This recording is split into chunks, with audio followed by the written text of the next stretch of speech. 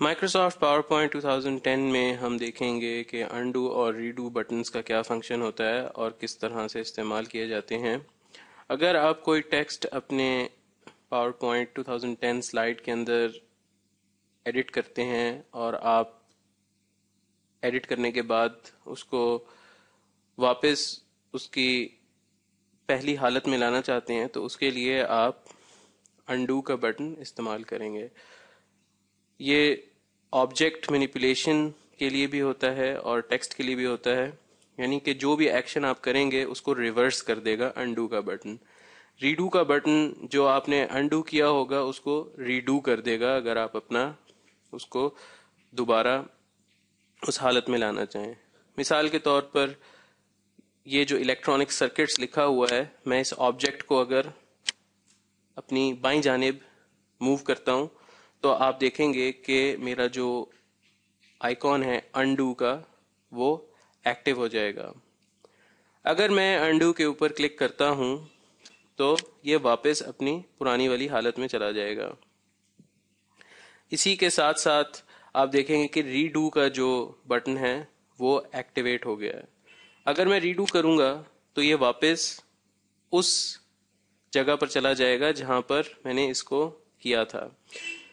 آپ انڈو کے اندر مختلف کمانڈز کر سکتے ہیں. فرض کیا میں اپنی ٹیکسٹ کو کاپی کر کے کہیں اور پیسٹ کرتا ہوں. اب آپ انڈو کے بٹن میں دیکھیں گے کہ آپ کے پاس دو ایکشنز آ گئے ہیں.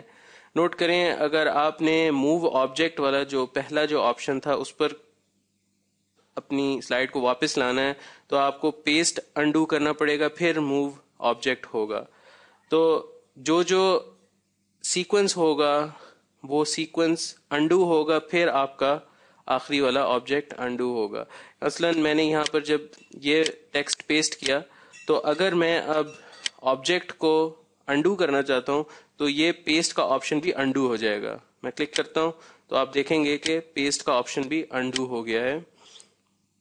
اسی طرح ریڈو کے اندر میں موو آبجیکٹ صرف کر سکوں گا. انڈو کے کیس میں آپ کے پاس 5 یا 6 کے قریب انڈو آپشنز ہوں گے.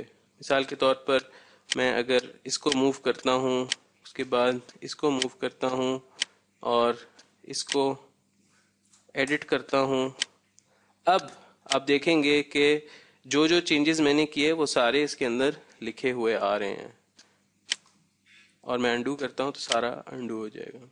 اسی طرح ریڈو کرنا چاہوں تو ریڈو کر سکتا ہوں میں، اور سارے ایکشنز کو ریڈو کر سکتا ہوں. تو یہ ہے مائکروسافٹ پاور پوائنٹ 2010 کے اندر انڈو اور ریڈو کی آپشن، اور ہم ان کو کس طرح سے استعمال کرتے ہیں.